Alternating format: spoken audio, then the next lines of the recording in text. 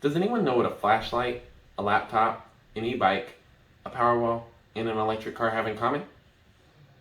Let me ask you slower. Does anyone know what a flashlight, a laptop, an e-bike, a Powerwall, and an electric car have in common? You may be thinking Elon Musk, but that's not the correct answer. The correct answer is lithium-ion power. More specifically, 18650 lithium-ion power cells. I learned about lithium-ion power because my grandpa invited me to a hobby of his, and I learned how to salvage 18650 power cells because I wanted to learn how to do it, and they fascinated me. In my speech, I'm going to demonstrate how to salvage 18650 lithium-ion power cells by explaining what lithium-ion power is and giving a brief background into 18650 power cells. Alright, so we are going to disassemble these cable modems that we got from Battery Hookup. They are much cheaper on Battery Hookup. What you want to do is you want to open them by cutting along the seams using a box cutter or a screwdriver. That way the labels will actually stop you from getting in if they're not pre-cut. Then you're going to hammer along the line here to open it up, and make sure you hit on the line. We don't want to hit the lithium-ion power cells. So then we go right here. According to Battery University, lithium is the lightest of all metals, has the greatest electrochemical potential, and provides the largest specific energy per weight. And then carefully, we want to try to get around the batteries and get this glue off of the back side. According to the Merriam-Webster dictionary, a lithium-ion battery is a rechargeable battery that uses lithium ions as a primary component of its electrolyte. Oh, there we go. So yeah, that's how you get it out, and then next we're going to demonstrate how to cut the wires without electrocuting yourself and to test the batteries and see how good they are. So here we are, and we're going to demonstrate how to take these batteries apart safely. And so we're going to start by taking the battery management system, or BMS, off.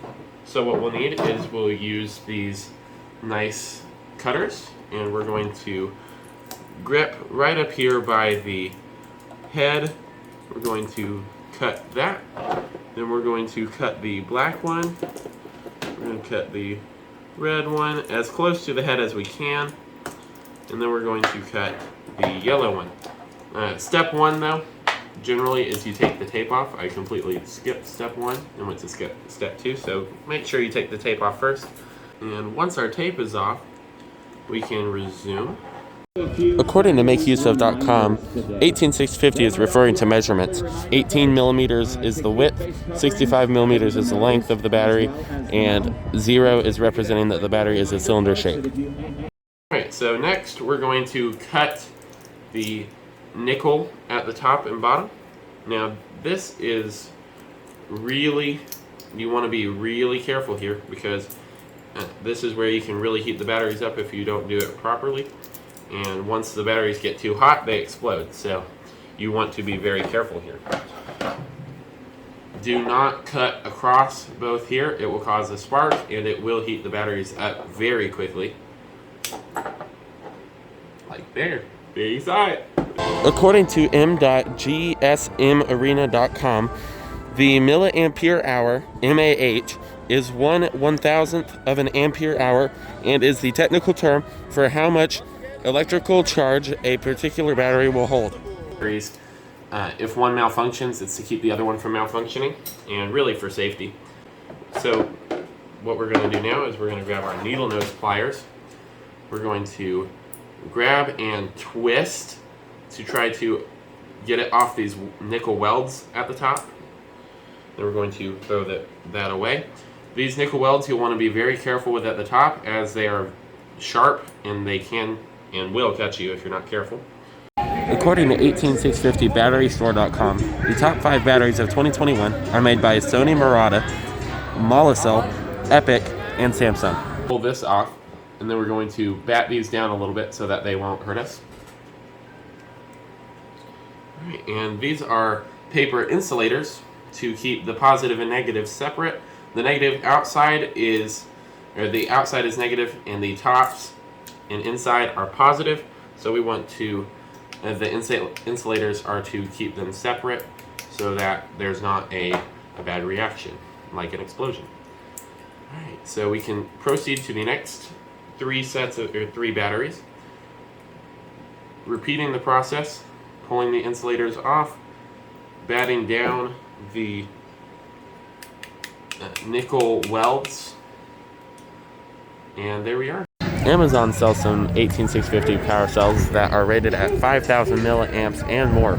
So be careful when buying, because even the best batteries in the world do not hit this feat.